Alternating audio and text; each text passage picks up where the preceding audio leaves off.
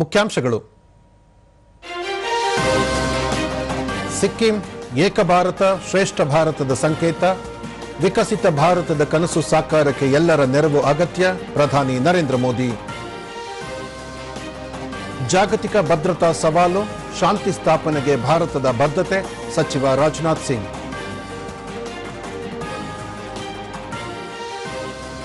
ಹವಾಮಾನ ಬದಲಾವಣೆ ಪರಿಣಾಮ ತಗ್ಗಿಸಲು ಕ್ರಿಯಾಯೋಜನೆ. ಬೆಂಗಳೂರಿನ ಶ್ವಾಸತಾಣಗಳ ಸಂರಕ್ಷಣೆಗೆ ಕ್ರಮ. ಸಚಿವ ಈಶ್ವರ್ ಖಂಡ್ರೆ. ರಾಜ್ಯದಲ್ಲಿ ಹೆಚ್ಚುತ್ತಿರುವ ತಾಪಮಾನ, ಮದ್ದೂರು ಎಳನೀರು ಮಾರುಕಟ್ಟೆಯಲ್ಲಿ ಕಾವೇರಿದ ವಹಿವಾಟು.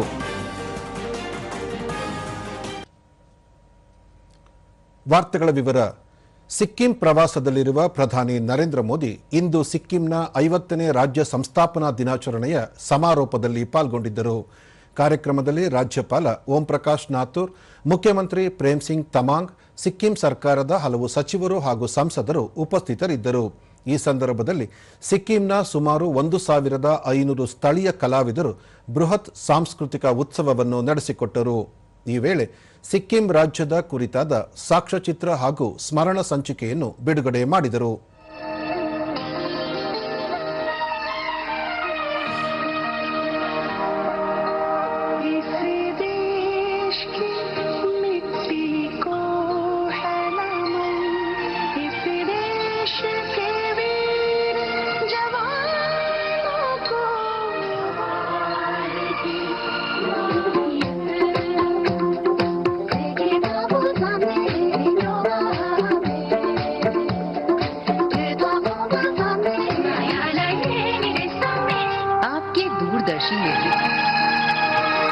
हम हैं भारत की संतान, मेरे परिवारजनों, भारत है तो हम हैं, खोल कर कान सुनो। सरकार द्वारा देश की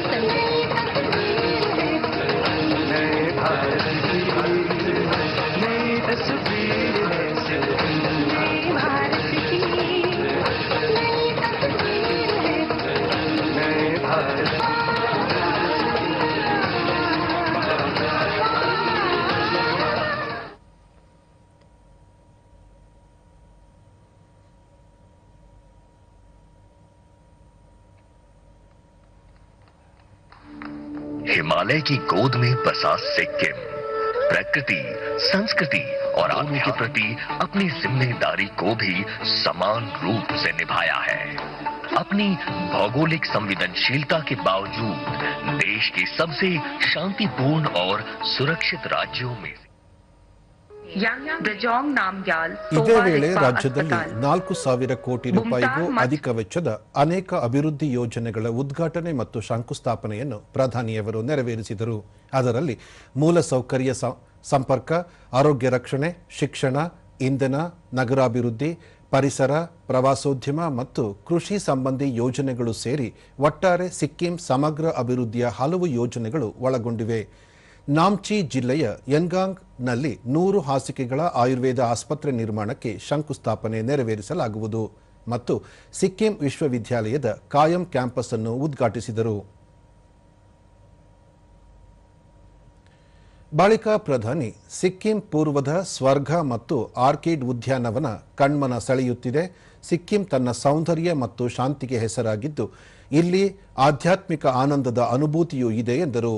ಪ್ರತಿಯೊಬ್ಬ ಪ್ರಕೃತಿ ಪ್ರೇಮಿಗಳು ಸಿಕ್ಕಿಂಗೆ, ಅದರಲ್ಲೂ ವಿಶೇಷವಾಗಿ ಆರ್ಕಿಡ್ ಉದ್ಯಾನವನಕ್ಕೆ ಭೇಟಿ ನೀಡಿ ಕಣ್ತುಂಬಿಕೊಳ್ಳಲೇಬೇಕು ಎಂದ ಪ್ರಧಾನಿ, ತನ್ನ ಪ್ರಾಕೃತಿಕ ಜೀವಂತಿಕೆಯಿಂದಾಗಿ ಸಿಕ್ಕಿಂ ಇಡೀ ಜಗತ್ತಿನ ಪ್ರವಾಸಿಗರನ್ನು ತನ್ನತ್ತ ಕೈಬೀಸಿ ಕರೆಯುತ್ತಿದೆ. ಮುಂದಿನ ದಿನಗಳಲ್ಲಿ ಪ್ರವಾಸೋದ್ಯಮದಲ್ಲಿ ರಾಜ್ಯ ಸಾಕಷ್ಟು ಅಭಿವೃದ್ಧಿ ಹೊಂದಲಿದೆ ಎಂದು ಹೇಳಿದರು. ರಾಜಕೀಯ ಸ್ವಾರ್ಥದಿಂದಾಗಿ ದೇಶದಾದ್ಯಂತ ಪ್ರಾದೇಶಿಕತೆ, ಜಾತಿ ತಾರತಮ್ಯ ಮತ್ತು ವಿಭಜನೆಗಳನ್ನು ಉತ್ತೇಜಿಸಲು ನಿರಂತರ ಪ್ರಯತ್ನಗಳು ನಡೆಯುತ್ತಿವೆ. ಆದರೆ ಇಂದು ಸಿಕ್ಕಿಂ ಏಕ ಭಾರತ್ ಶ್ರೇಷ್ಠ ಭಾರತದ ದೃಷ್ಟಿಕೋನವನ್ನು ಪ್ರದರ್ಶಿಸಿದೆ. ಈ ಕಾರ್ಯಕ್ರಮದಲ್ಲಿ ಇಡೀ ಹಿಂದೂಸ್ತಾನವು ನಮ್ಮ ಕಣ್ಣ ಮುಂದೆ ಬಂದಿದೆ. ಇದರ ಮೂಲಕವೇ ಹೊಸ ಪೀಳಿಗೆಯಲ್ಲಿ ದೇಶಭಕ್ತಿಯ ಭಾವನೆಗಳು ಜಾಗೃತಗೊಳ್ಳುತ್ತವೆ ಎಂದರು. 2047ರ ವಿಕಸಿತ ಭಾರತದ ಕನಸನ್ನು ಸಾಕಾರಗೊಳಿಸುವಲ್ಲಿ ಎಲ್ಲರ ಪಾತ್ರ ಅಗತ್ಯವಾಗಿದೆ ಎಂದ ಪ್ರಧಾನಿ, ಈ ನಿಟ್ಟಿನಲ್ಲಿ ಕೇಂದ್ರ ಸರ್ಕಾರ ಈಗಾಗಲೇ ಹಲವಾರು ಯೋಜನೆಗಳನ್ನು ರೂಪಿಸಿದೆ. ಇದರ ಜೊತೆಗೆ ಜನರ ಭಾಗಿತ್ವವೂ ಅಷ್ಟೇ ಅವಶ್ಯಕವಾಗಿದೆ ಎಂದು ಹೇಳಿದರು. ಜನರು ಬೇರೆ ಪ್ರವಾಸಗಳಿಗೆ ಪ್ರವಾಸ ಕೈಗೊಂಡಾಗ ಅವರು ತಮ್ಮ ಬಜೆಟ್ನ ಕನಿಷ್ಠ 5% ಸ್ಥಳೀಯ ಉತ್ಪನ್ನಗಳಿಗೆ ಖರ್ಚು ಮಾಡುವುದು ಅಭ್ಯಾಸ ಮಾಡಿಕೊಳ್ಳಬೇಕು. ಸ್ಥಳೀಯ ಆಹಾರಗಳನ್ನು ಸೇವಿಸುವುದು, ಸ್ಥಳೀಯವಾಗಿ ತಯಾರಿಸಿದ ವಸ್ತುಗಳನ್ನು ಖರೀದಿಸುವುದನ್ನು ಅಭ್ಯಾಸ ಮಾಡಿಕೊಳ್ಳಬೇಕು. ಇದರಿಂದ ಸ್ವದೇಶಿ ವಸ್ತುಗಳಿಗೆ ಉತ್ತೇಜನ ಸಿಗುವುದು ಮಾತ್ರವಲ್ಲದೆ ದೂರದ ಪರ್ವತ ಪ್ರದೇಶಗಳು ಮತ್ತು ಸಣ್ಣ ಸಮುದಾಯಗಳಲ್ಲಿ ವಾಸಿಸುವ ಜನರಿಗೆ ಬೆಂಬಲ ಕೂಡ ದೊರಕುತ್ತದೆ. ಸ್ವಸಹಾಯ ಗುಂಪುಗಳು ತಯಾರಿಸುವ ಉತ್ಪನ್ನಗಳಿಗೆ ದೇಶದಾದ್ಯಂತ ಖರೀದಿದಾರರು ಸಿಕ್ಕರೆ ಇದು ಸ್ಥಳೀಯವಾಗಿ ಹೆಚ್ಚಿನ ಉದ್ಯೋಗಾವಕಾಶಗಳನ್ನು ಸೃಷ್ಟಿಸುತ್ತದೆ ಎಂದು ಹೇಳಿದರು. हाथों में हमारा हमारा प्यारा तिरंगा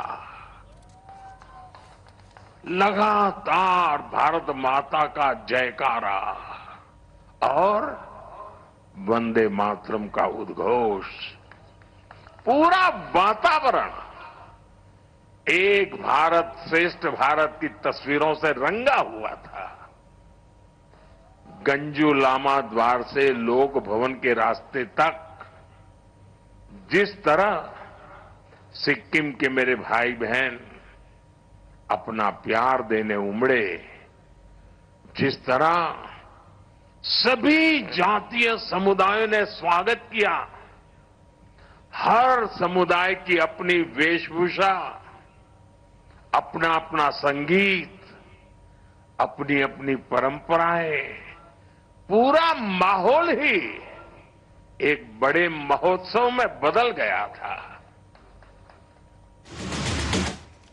ಇದಕ್ಕೂ ಮುನ್ನ ಪ್ರಧಾನಿ ನರೇಂದ್ರ ಮೋದಿ ಇಂದು ಬೆಳಗ್ಗೆ ಗ್ಯಾಂಗ್ಟಕ್ನಲ್ಲಿ ಸ್ಥಳೀಯ ಯುವ ಕ್ರೀಡಾಪಟುಗಳೊಂದಿಗೆ ಫುಟ್ಬಾಲ್ ಪಂದ್ಯವನ್ನಾಡಿದರು.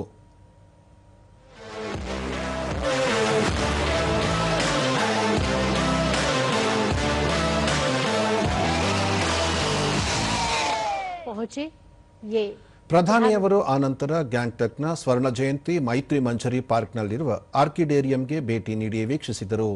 ಆ ಪ್ರದೇಶದ ಬಗ್ಗೆ ಮಾಹಿತಿ ಪಡೆದ ಅವರು ಸಂದರ್ಶಕರ ಪುಸ್ತಕದಲ್ಲಿ ತಮ್ಮ ಅನಿಸಿಕೆಯನ್ನು ದಾಖಲಿಸಿದರು. देशी और विदेशी ऑर्किड प्रजातियों को कई अलग अलग तरीके के ऑर्किड्स यहाँ है.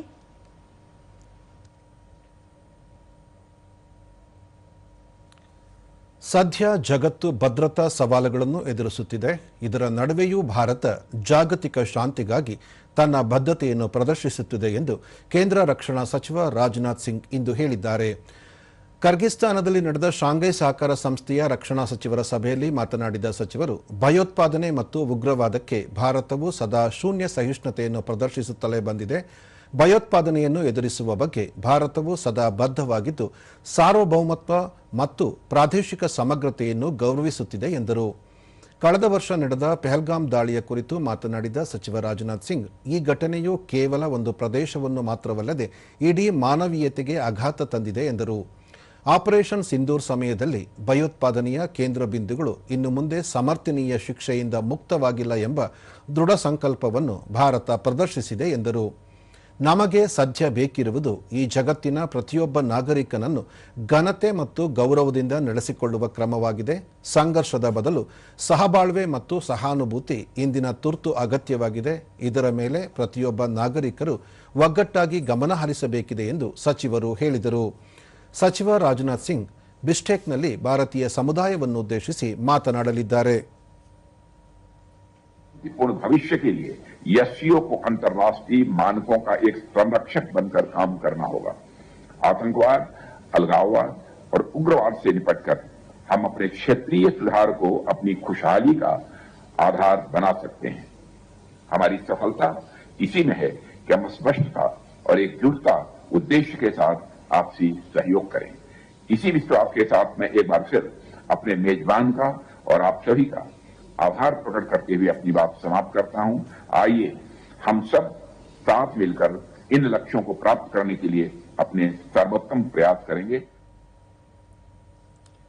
ಮಹಿಳಾ ಮೀಸಲಾತಿ ತುಕಡಿ ವಿಧೇಯಕದ ವಿರುದ್ಧ ಮತ ಚಲಾಯಿಸಿದ ಪ್ರತಿಪಕ್ಷಗಳು ಮಹಿಳೆಯರ ಅಸಮಾಧಾನಕ್ಕೆ ಗುರಿಯಾಗಲಿದೆ ಎಂದು ಕೇಂದ್ರ ಸಂಸದೀಯ ವ್ಯವಹಾರಗಳ ಸಚಿವ ಕಿರಣ್ ರಿಜಿಜು ಹೇಳಿದ್ದಾರೆ. ಖಾಸಗಿ ವಾಹಿನಿಗೆ ನೀಡಿದ ಸಂದರ್ಶನದಲ್ಲಿ ಅವರು ಮಹಿಳೆಯರಿಗೆ ಶಾಸನ ಸಂಸ್ಥೆಗಳಲ್ಲಿ ಶೇಕಡಾ 33ರಷ್ಟು ಮೀಸಲು ಸೌಲಭ್ಯ ಕಲ್ಪಿಸುವ 131ನೇ ಸಾಂವಿಧಾನಿಕ ತಿದ್ದುಪಡಿಯನ್ನು ಪ್ರತಿಪಕ್ಷಗಳು ವಿರೋಧಿಸುತ್ತವೆ ಎಂದು ಯಾರೂ ಊಹಿಸಿರಲಿಲ್ಲ. ಮಹಿಳೆಯರ ವಿರುದ್ಧ ಯಾರೂ ಮತ ಚಲಾಯಿಸುವುದಿಲ್ಲ ಎಂದು ಭಾವಿಸಿದ್ದೆವು, ಆದರೆ ಅದು ಆಗಲಿಲ್ಲ. ಎಲ್ಲ ಪಕ್ಷಗಳು ಬೆಂಬಲಿಸಿದ್ದರೆ 2029ರ ಚುನಾವಣೆಯಲ್ಲಿ ಮಹಿಳೆಯರಿಗೆ ಮೀಸಲು ಲಭ್ಯವಾಗುತ್ತಿತ್ತು ಎಂದು ಹೇಳಿದರು.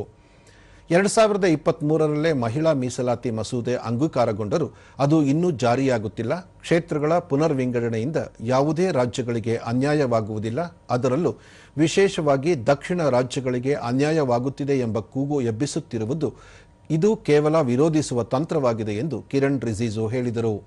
ಮಹಿಳಾ ಮೀಸಲಾತಿಯನ್ನು ರಾಜಕೀಯ ದೃಷ್ಟಿಯಿಂದ ನೋಡುವುದು ಸರಿಯಲ್ಲ, ಅದನ್ನು ಮಹಿಳೆಯರ ಸಮಗ್ರ ಅಭಿವೃದ್ಧಿ ದೃಷ್ಟಿಯಿಂದ ನೋಡಬೇಕಾಗುತ್ತದೆ ಎಂದ ಅವರು ಜನಸಂಖ್ಯೆಗೆ ಅನುಗುಣವಾಗಿ ಮಹಿಳಾ ಮೀಸಲಾತಿ ಒದಗಿಸಿಕೊಡಬೇಕೆಂಬುದು ಸರ್ಕಾರದ ಉದ್ದೇಶವಾಗಿತ್ತು, ಅದಕ್ಕೆ ಅವಕಾಶ ಲಭ್ಯವಾಗಲಿಲ್ಲ ಎಂದು ತಿಳಿಸಿದರು.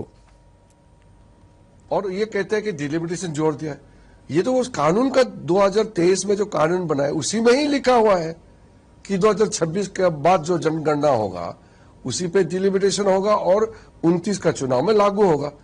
ये तो तभी कहा गया है, तो उस समय विरोध क्यों नहीं किया? फिर तो उसी में लिखा है ना, 2023 में लिखा है ना, 26 के बाद जो सेंसस होगा उसके बाद डिलिमिटेशन होगा, फिर महिलाओं का आरक्षण होगा. ये तो वो प्रक्रिया है.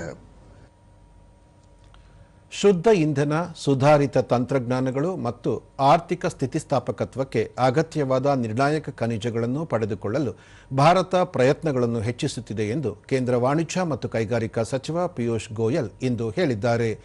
ದೆಹಲಿಯಲ್ಲಿ ನಡೆದ ಸುಸ್ಥಿರ ಭವಿಷ್ಯಕ್ಕಾಗಿ ನಿರ್ಣಾಯಕ ಖನಿಜಗಳ ಮೌಲ್ಯ ಸರಪಳಿಯನ್ನು ಅಭಿವೃದ್ಧಿಪಡಿಸುವುದು ಎಂಬ ಶೃಂಗಸಭೆಯನ್ನುದ್ದೇಶಿಸಿ ಮಾತನಾಡಿದ ಅವರು, ರಾಷ್ಟ್ರೀಯ ನಿರ್ಣಾಯಕ ಖನಿಜಗಳ ಮಿಷನ್ ಪರಿಶೋಧನೆ, ಹರಾಜು, ಸಂಸ್ಕರಣೆ ಮತ್ತು ಮರುಬಳಕೆಯನ್ನು ಒಳಗೊಂಡ ಸುಧಾರಣೆಗಳ ಮೂಲಕ ದೀರ್ಘಕಾಲೀನ ಪೂರೈಕೆಯನ್ನು ಖಚಿತಪಡಿಸಿಕೊಳ್ಳುವ ಗುರಿಯನ್ನು ದೇಶ ಹೊಂದಿದೆ ಎಂದರು. ಇತ್ತೀಚಿನ ವರ್ಷಗಳಲ್ಲಿ ನೂರಾರು ಪರಿಶೋಧನಾ ಯೋಜನೆಗಳನ್ನು ಕೈಗೊಳ್ಳಲಾಗಿದೆ ಮತ್ತು ಖನಿಜ ಬ್ಲಾಕ್ ಹರಾಜುಗಳು ಹೆಚ್ಚಿವೆ ಎಂದರು.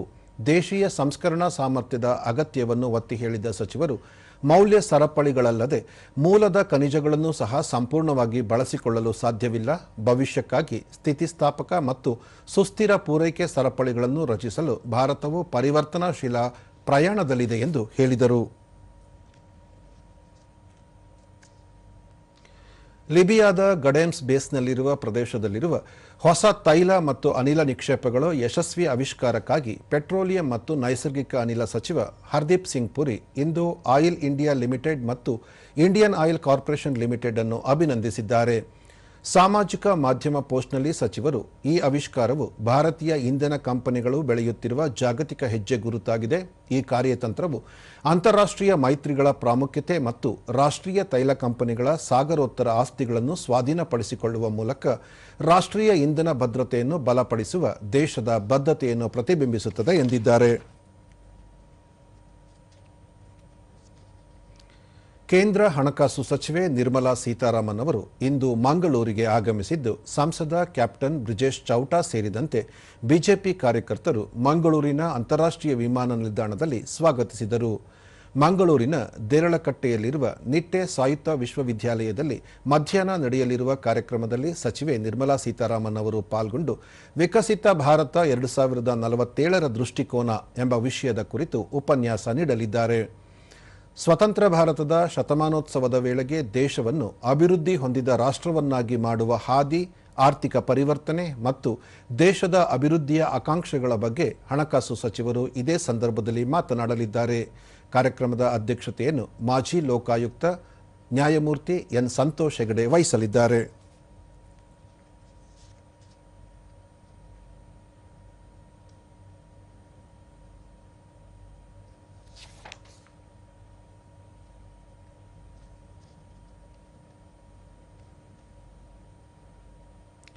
ಈಗ ಜಾಹೀರಾತು, ನಂತರ ವಾರ್ತಾ ಪ್ರಸಾರ ಮುಂದುವರಿಯುವುದು.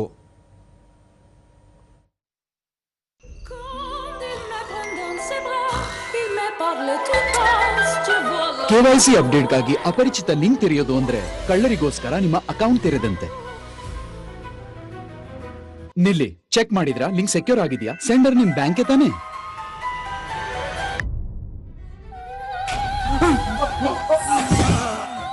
ಮೋಸದ KYC ಅಪ್ಡೇಟ್ ಲಿಂಕ್ ನಿಂದ ತಪ್ಪಿಸಿಕೊಳ್ಳಿ. ಅನಗತ್ಯ ಗಡಿಬಿಡಿಯಲ್ಲಿ ಸಿಲುಕಬೇಡಿ. RBI ಹೇಳುತ್ತೆ, ಜಾಣರಾಗಿರಿ, ಜಾಗರೂಕರಾಗಿರಿ.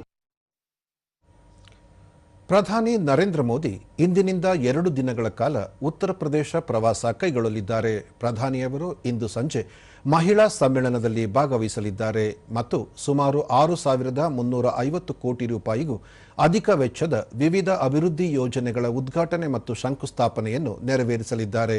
ಇದರಲ್ಲಿ ರಸ್ತೆ, ರೈಲು, ನೀರು, ಆರೋಗ್ಯ ರಕ್ಷಣೆ, ಪ್ರವಾಸೋದ್ಯಮ ಮತ್ತು ನಗರ ಮೂಲಸೌಕರ್ಯ ಯೋಜನೆಗಳೂ ಸೇರಿದಂತೆ ಹಲವು ಪ್ರಮುಖ ಯೋಜನೆಗಳು ಒಳಗೊಂಡಿವೆ.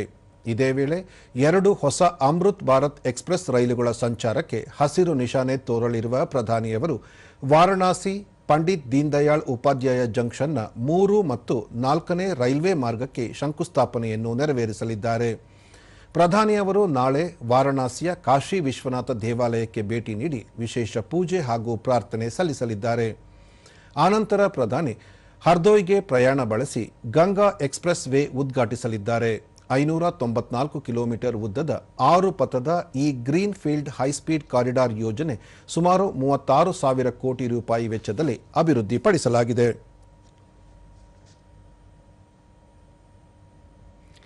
ಕೇಂದ್ರ ವಿದ್ಯುನ್ಮಾನ ಮತ್ತು ಮಾಹಿತಿ ತಂತ್ರಜ್ಞಾನ ಸಚಿವ ಅಶ್ವಿನಿ ವೈಷ್ಣವ್ ಹಾಗೂ ಆಂಧ್ರಪ್ರದೇಶ ಮುಖ್ಯಮಂತ್ರಿ ಚಂದ್ರಬಾಬು ನಾಯ್ಡು ವಿಶಾಖಪಟ್ಟಣದಲ್ಲಿಂದು ಗೂಗಲ್ ಎಐ ಡಾಟಾ ಕೇಂದ್ರಕ್ಕೆ ಶಂಕುಸ್ಥಾಪನೆ ನೆರವೇರಿಸಿದರು.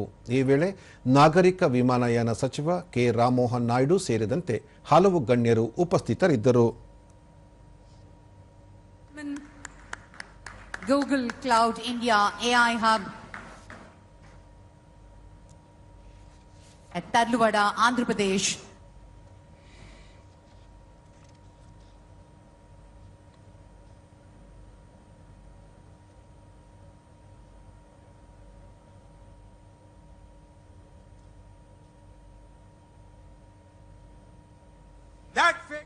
ಬಳಿಕ ಸಚಿವ ಅಶ್ವಿನಿ ವೈಷ್ಣವ್ ಕಳೆದೊಂದು ದಶಕದಲ್ಲಿ ಭಾರತವು ಜಾಗತಿಕ ಕೃತಕ ಬುದ್ಧಿಮತ್ತೆಯ ನಾಯಕತ್ವ ಓಟಕ್ಕೆ ನಿರ್ಣಾಯಕ ಪ್ರವೇಶವನ್ನು ಮಾಡುತ್ತಿದೆ. ದೇಶವು ಈಗ ಕೃತಕ ಬುದ್ಧಿಮತ್ತೆ, ಸೆಮಿಕಂಡಕ್ಟರ್ಗಳು ಮತ್ತು ಬಾಹ್ಯಾಕಾಶ ತಂತ್ರಜ್ಞಾನ ಕ್ಷೇತ್ರದಲ್ಲಿ ಮುನ್ನಡೆಸುವ ಸಾಮರ್ಥ್ಯ ಹೊಂದಿದೆ ಎಂದು ಹೇಳಿದರು. ಇಡೀ ಜಗತ್ತು ಸಂಪೂರ್ಣವಾಗಿ ಹೊಸ ತಂತ್ರಜ್ಞಾನದ ಚಕ್ರದತ್ತ ಸಾಗುತ್ತಿರುವಾಗ ನಾವು ಈ ತಂತ್ರಜ್ಞಾನದಲ್ಲಿ ಮುಂಚೂಣಿಯಲ್ಲಿ ನಿಲ್ಲಬೇಕಾದ ಕಾಲ ಕೂಡಿ ಬಂದಿದೆ. ಇದಕ್ಕಾಗಿ ಕೇಂದ್ರ ಸರ್ಕಾರ ಈಗಾಗಲೇ ಹಲವು ಕಾರ್ಯಯೋಜನೆಗಳನ್ನು ರೂಪಿಸುತ್ತಿದೆ. ಈ ನಿಟ್ಟಿನಲ್ಲಿ ಸಾಕಷ್ಟು ಅಭಿವೃದ್ಧಿಯಾಗಿದೆ ಎಂದರು. ಇದೇ ವೇಳೆ ಜಾಗತಿಕ ಕಂಪನಿಗಳು ಭಾರತದಲ್ಲಿ ಹೂಡಿಕೆ ಮಾಡಲು ಮುಂದೆ ಬರುವಂತೆ ಮನವಿ ಮಾಡಿಕೊಂಡ ಸಚಿವರು ಭಾರತವನ್ನು ನಿಮ್ಮ ವಿಶ್ವಾಸಾರ್ಹ ಮೌಲ್ಯ ಸರಪಳಿ ಮತ್ತು ಪೂರೈಕೆ ಸರಪಳಿ ಪಾಲುದಾರ ಎಂದು ಪರಿಗಣಿಸಿ ಎಂದರು. सबका विकास, development of each and every state is clearly visible, clearly demonstrable in every sector, and that is the commitment of NDA as a party, as a group. To the people of South India, I would like to give very clear commitment today on behalf of NDA that every state will prosper equally under the leadership of our Prime Minister Shri Narendra Modi ji. 2036ರ ವೇಳೆಗೆ ದೇಶವನ್ನು ಅಗ್ರ 10 ಕ್ರೀಡಾ ರಾಷ್ಟ್ರಗಳ ಸಾಲಿಗೆ ತರುವುದು ಸರ್ಕಾರದ ಗುರಿಯಾಗಿದೆ ಎಂದು ಕೇಂದ್ರ ಯುವಜನ ವ್ಯವಹಾರ ಮತ್ತು ಕ್ರೀಡಾ ಸಚಿವ ಮನ್ಸುಖ್ ಮಾಂಡವಿಯಾ ಹೇಳಿದ್ದಾರೆ. ಅವರು ದೆಹಲಿಯಲ್ಲಿ ನಿನ್ನೆ ಭಾರತೀಯ ರಾಷ್ಟ್ರೀಯ ರೈಫಲ್ ಸಂಘದ 75ನೇ ವಾರ್ಷಿಕೋತ್ಸವದ ಅಂಗವಾಗಿ ಅಥ್ಲೀಟ್ ಆಪ್ ಅನ್ನು ಬಿಡುಗಡೆ ಮಾಡಿ ಮಾತನಾಡಿ, ಪ್ರಧಾನಿ ನರೇಂದ್ರ ಮೋದಿಯವರ ನೇತೃತ್ವದಲ್ಲಿ ದೇಶ ಕ್ರೀಡಾ ವಲಯದಲ್ಲಿ ಅಗಾಧ ಪ್ರಗತಿಯನ್ನು ಸಾಧಿಸುತ್ತಿದೆ ಎಂದು ಹೇಳಿದರು. ಸರಿಯಾದ ಯೋಜನೆ, ಏಕೀಕರಣ ಮತ್ತು ಬದ್ಧತೆ ಹೊಂದಿರುವ ಕಾರಣ ಭಾರತ ಮುಂದಿನ ದಿನಗಳಲ್ಲಿ ಕ್ರೀಡಾ ವಲಯದಲ್ಲಿ ಅತ್ಯಂತ ಮುಂಚೂಣಿ ರಾಷ್ಟ್ರವಾಗಿ ಹೊರಹೊಮ್ಮಲಿದೆ ಎಂದು ಅವರು ವಿಶ್ವಾಸ ವ್ಯಕ್ತಪಡಿಸಿದರು. कार रेस हम इंडिया में नहीं कर सकते हैं, करते थे, कर पाएंगे, करेंगे. वैसे हमें स्पोर्ट्स में एक कॉम्प्रिहेंसिव अप्रोच के साथ आगे बढ़ना है. शूटिंग हमारे लिए एक अच्छी हिस्ट्री रखता है. शूटिंग आज तक 577 मेडल अपने देश में ही, दोस्तों 210 जितने गोल्ड मेडल या शूटिंग में लेके आए हैं, हमारी स्ट्रेंथ है। हमने डिटेल 10 ईयर प्लान, हम कैसे 10 साल में दुनिया का 1 से 10वें क्रम का स्पोर्टिंग नेशन में आए, उसके लिए श्रीनगर में डिटेल प्रेजेंटेशन रखा, उसके ऊपर डिटेल डिस्कशन करा। शूटिंग भी उसमें हमारा प्रायोरिटी स्पोर्ट्स है और हम 75 ईयर्स पर संकल्प करते हैं कि 10 साल में हम शूटिंग में भी दुनिया में बेस्ट परफॉर्मेंस करेंगे। ಬೇಸಿಗೆಯಲ್ಲಿ ಬಿಸಿಗಾಳಿ ಪರಿಸ್ಥಿತಿಗಳು ಹೆಚ್ಚಾಗುತ್ತಿರುವ ಹಿನ್ನೆಲೆಯಲ್ಲಿ ಅದನ್ನು ತಡೆಯಲು ಅಗತ್ಯ ಸಿದ್ಧತೆಗಳನ್ನು ಬಲವರ್ಧನೆ ಮಾಡಿಕೊಳ್ಳುವಂತೆ ಕೇಂದ್ರ ಆರೋಗ್ಯ ಮತ್ತು ಕುಟುಂಬ ಕಲ್ಯಾಣ ಸಚಿವಾಲಯ ಎಲ್ಲ ರಾಜ್ಯಗಳು ಮತ್ತು ಕೇಂದ್ರಾಡಳಿತ ಪ್ರದೇಶಗಳಿಗೆ ನಿರ್ದೇಶನ ನೀಡಿದೆ.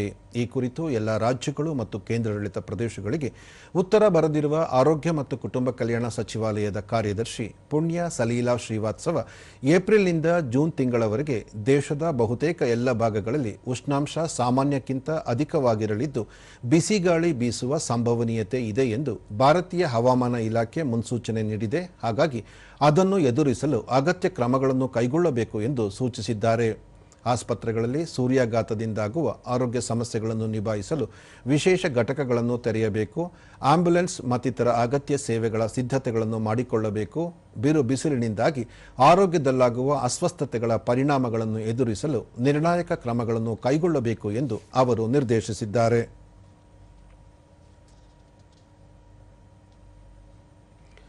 ಜಾಗತಿಕ ತಾಪಮಾನ ಏರಿಕೆ ಮತ್ತು ಹವಾಮಾನ ಬದಲಾವಣೆಯ ಪರಿಣಾಮ ತಗ್ಗಿಸಲು ಕರ್ನಾಟಕ ರಾಜ್ಯ ಕ್ರಿಯಾ ಯೋಜನೆ ರೂಪಿಸಲಾಗಿದ್ದು, ಇದರ ಸಮರ್ಪಕ ಅನುಷ್ಠಾನಕ್ಕೆ ಕ್ರಮ ಕೈಗೊಳ್ಳಲು ಸೂಚಿಸಲಾಗಿದೆ ಎಂದು ಅರಣ್ಯ ಮತ್ತು ಪರಿಸರ ಸಚಿವ ಈಶ್ವರ್ ಖಂಡ್ರೆ ಹೇಳಿದ್ದಾರೆ.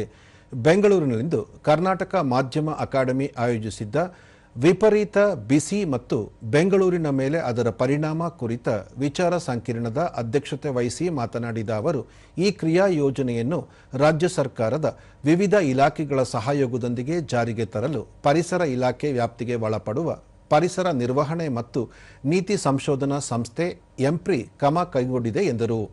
ಹವಾಮಾನ ಚೇತರಿಕೆಗೆ ಸಂಬಂಧಿಸಿದಂತೆ ಉತ್ತಮ ರೂಢಿಗಳ ಮಾಹಿತಿಯನ್ನು ಹಂಚಿಕೊಳ್ಳಲು ಏಪ್ರಿಲ್ 2025ರಲ್ಲಿ ಸಮರ್ಪಿತ ರೇಡಿಯೋ ಕಾರ್ಯಕ್ರಮ ಹವಾಮಾನ ಮಿತ್ರ ಪ್ರಾರಂಭಿಸಲಾಗಿದ್ದು, ಈವರೆಗೆ 24 ಕಾರ್ಯಕ್ರಮಗಳನ್ನು ಆಕಾಶವಾಣಿಯಲ್ಲಿ ಪ್ರಸಾರ ಮಾಡಲಾಗಿದೆ.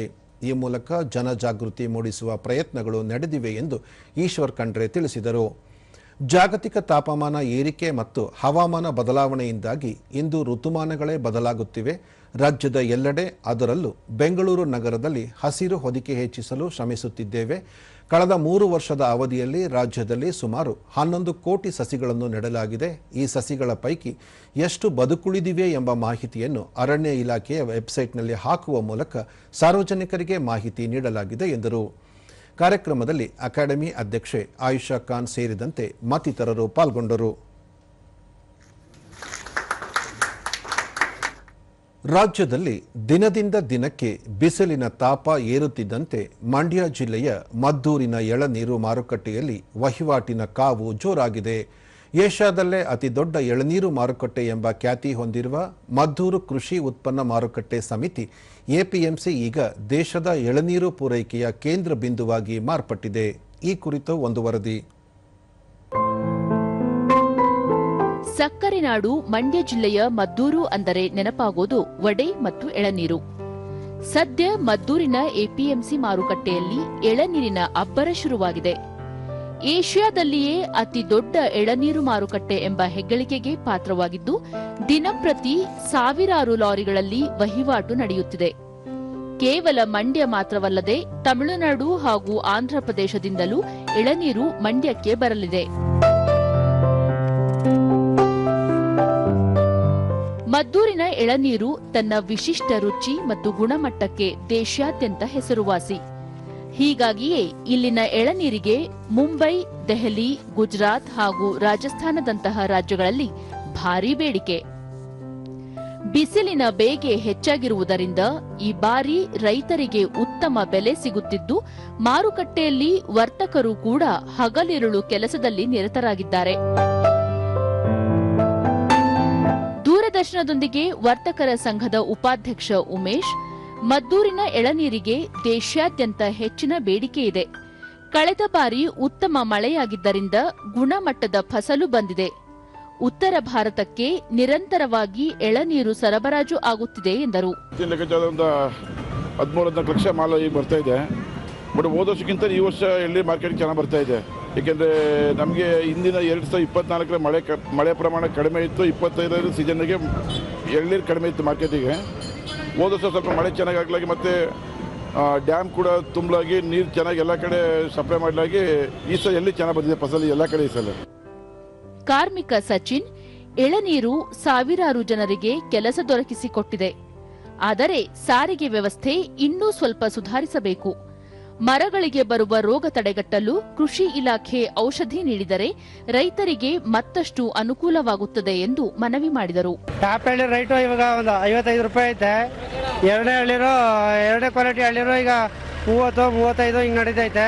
ಎಳ್ನೀರ ಮೇಲೆ ಡಿಫ್ರೆಂಟು, ಕ್ವಾಲಿಟಿ ಎಳ್ನೀರೆಲ್ಲ ಉತ್ತಮವಾಗಿ ಬರ್ತೈತೆ ಮಾರ್ಕೆಟ್ಗೆ. ಇನ್ನೂ ಮಳೆ ಸಮೃದ್ಧಿಯಾಗಿ ಇನ್ನೂ ಮಾರ್ಕೆಟ್ಗೆ ಮಾಲ್ ಬರಬೇಕು. ವ್ಯಾಪಾರಿ ಯೋಗೇಶ್, ಕಳೆದ ವರ್ಷಕ್ಕಿಂತ ಈ ಬಾರಿ ಇಳುವರಿ ಚೆನ್ನಾಗಿದೆ.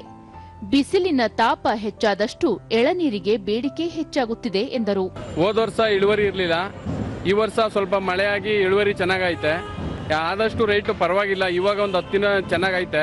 ಬಿಸಿಲು ಜಾಸ್ತಿ ಇರೋದ್ರಿಂದ ಇಳುವರಿ ಬರ್ತಾಯಿತ್ತು. ಇಳುವರಿ ಸ್ವಲ್ಪ ಇವಾಗ ಡೌನ್ ಆಯ್ತದೆ ಎಳ್ನೀರು. ಇವಾಗ ಇಳುವರಿ ಡೌನ್ ಆಗಿರೋದ್ರಿಂದ ಎಳ್ನೀರು ರೇಟ್ ಅಪ್ ಆಗ್ತಿದೆ. ಬಿಸಿಲು ಜಾಸ್ತಿ ಇರೋದ್ರಿಂದ ಸ್ವಲ್ಪ ರೇಟ್ ಜಾಸ್ತಿ ಆಗೈತೆ ಇವಾಗ. ಮತ್ತೋರ್ವ ವ್ಯಾಪಾರಿ ರಾಜೇಂದ್ರ, ಇಲ್ಲಿನ ಹರಾಜು ಪ್ರಕ್ರಿಯೆ ಪಾರದರ್ಶಕವಾಗಿ ನಡೆಯುತ್ತಿದೆ. ಎಳನೀರು ಲಾಭದಾಯಕವೂ ಆಗಿರುವುದರಿಂದ ರೈತರು ತೆಂಗು ಬೆಳೆ ಕಡೆಗೆ ಒಲವು ತೋರಿಸಬೇಕು ಎಂದು ತಿಳಿಸಿದರು. ಒಂದು 40-50 ರೂಪಾಯಿ ಓಡ್ತಾ ಇದೆ. ಇಳುವರಿ ಸ್ವಲ್ಪ ಕಡಿಮೆ ಇದೆ. ಇನ್ನೂ ಸ್ವಲ್ಪ ಇಳುವರಿ ಇದ್ದರೆ ಇನ್ನೂ ಚೆನ್ನಾಗಿ ಇಂಪ್ರೂವ್ಮೆಂಟ್ ಆಗ್ತಾಯಿತ್ತು. ಅದರಿಂದ ತೆಂಗು ನೆಟ್ಟಿ ಜನರು ಒಳ್ಳೆ ಇಳುವರಿ ಪಡ್ಕೋಬೇಕು ಅಂತ ಈ ಮೂಲಕ ಎಲ್ಲರಲ್ಲೂ ಕೇಳ್ಕೊತಾ ಇದ್ದೀವಿ. ಇದರಿಂದ ತುಂಬ ಆದಾಯ ಇದೆ. ಹೋದ ಬಾರಿಗೂ ಈ ಬಾರಿಗೂ ಕೇಳ್ಕೊಂಡಬೇಕು ಅಂದರೆ ಈ ಬಾರಿ ಒಂದು 10 ರೂಪಾಯಿ ಜಾಸ್ತಿನೇ ಇದೆ. ಒಟ್ಟಾರೆಯಾಗಿ ಒಂದೆಡೆ ಬಿಸಿಲಿನ ಝಳ, ಇನ್ನೊಂದೆಡೆ ಎಳನೀರಿನ ಲಾಭ. ಮದ್ದೂರು ಮಾರುಕಟ್ಟೆಯ ಈ ಚಟುವಟಿಕೆ ರೈತ ಸಮುದಾಯಕ್ಕೆ ಹೊಸ ಭರವಸೆ ಮೂಡಿಸಿರುವುದಂತೂ ಸುಳ್ಳಲ್ಲ. ಇಂದು ರಾಷ್ಟ್ರಾದ್ಯಂತ ದುಡಿಯುವ ಸ್ಥಳಗಳಲ್ಲಿ ಸುರಕ್ಷತೆ ಮತ್ತು ಆರೋಗ್ಯ ಕುರಿತ ಅಂತಾರಾಷ್ಟ್ರೀಯ ದಿನವನ್ನು ಆಚರಿಸಲಾಗುತ್ತಿದೆ. ದುಡಿಯುವ ಸ್ಥಳಗಳಲ್ಲಿ ಆಗುವ ಅವಘಡಗಳನ್ನು ತಪ್ಪಿಸುವುದು ಹಾಗೂ ಕೈಗೊಳ್ಳಬೇಕಾದ ಸುರಕ್ಷತಾ ಕ್ರಮಗಳ ಬಗ್ಗೆ ಜಾಗೃತಿ ಮೂಡಿಸುವುದು ಇದರ ಉದ್ದೇಶವಾಗಿದೆ. ಅಂತಾರಾಷ್ಟ್ರೀಯ ಕಾರ್ಮಿಕ ಸಂಸ್ಥೆ 2003ರಲ್ಲಿ ಈ ದುಡಿಯುವ ಸ್ಥಳಗಳಲ್ಲಿ ಸುರಕ್ಷತೆ ಮತ್ತು ಆರೋಗ್ಯ ದಿನವನ್ನು ಆಚರಿಸಲು ಆರಂಭಿಸಿತು. ಆ ಮೂಲಕ ದುಡಿಯುವ ಸ್ಥಳಗಳಲ್ಲಿ ಅಪಘಾತಗಳನ್ನು ತಪ್ಪಿಸಲು ಕ್ರಮ ಕೈಗೊಂಡಿದೆ. ಈ ವರ್ಷದ ಘೋಷವಾಕ್ಯ ಉತ್ತಮ ಭೌತಿಕ ಸಾಮಾಜಿಕ ದುಡಿಯುವ ಪರಿಸರ ಕಾರ್ಮಿಕರಿಗೆ ಮತ್ತು ಬಲಿಷ್ಠ ಸಂಸ್ಥೆಗೆ ಅದು ರಹದಾರಿ ಎಂಬುದಾಗಿದೆ. ಈ ಘೋಷವಾಕ್ಯ ಒತ್ತಡ, ಕಿರುಕುಳ ಮತ್ತಿತರ ಮಾನಸಿಕ ಅಪಾಯಗಳನ್ನು ತಗ್ಗಿಸುವ ಉದ್ದೇಶವನ್ನು ಹೊಂದಿದೆ.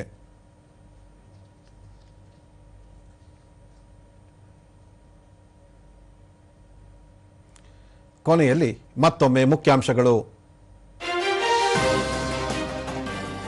ಸಿಕ್ಕಿಂ ಏಕ ಭಾರತ ಶ್ರೇಷ್ಠ ಭಾರತದ ಸಂಕೇತ. ವಿಕಸಿತ ಭಾರತದ ಕನಸು ಸಾಕಾರಕ್ಕೆ ಎಲ್ಲರ ನೆರವು ಅಗತ್ಯ. ಪ್ರಧಾನಿ ನರೇಂದ್ರ ಮೋದಿ. ಜಾಗತಿಕ ಭದ್ರತಾ ಸವಾಲು ಶಾಂತಿ ಸ್ಥಾಪನೆಗೆ ಭಾರತದ ಬದ್ಧತೆ. ಸಚಿವ ರಾಜನಾಥ್ ಸಿಂಗ್.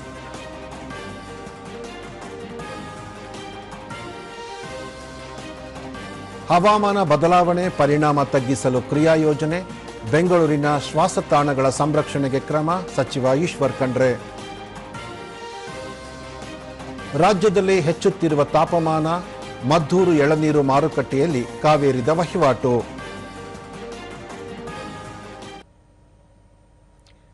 ನಮ್ಮ ವಾರ್ತಾ ಪ್ರಸಾರವನ್ನು ನೀವು ಡಿಡಿ ಚಂದನ ನ್ಯೂಸ್ ಯೂಟ್ಯೂಬ್, ಎಕ್ಸ್ ಖಾತೆ, ಇನ್ಸ್ಟಾಗ್ರಾಂ, ಫೇಸ್ಬುಕ್ ಹಾಗೂ ವಾಟ್ಸಪ್ ಮೂಲಕವೂ ವೀಕ್ಷಿಸಬಹುದು.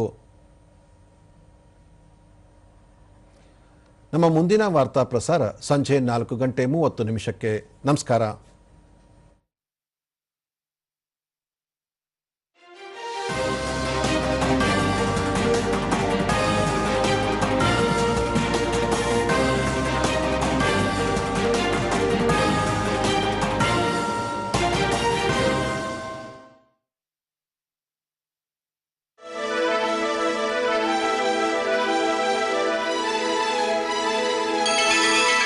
ಆರಿಸು ಕನ್ನಡ ಡಿಂಡಿಮವ.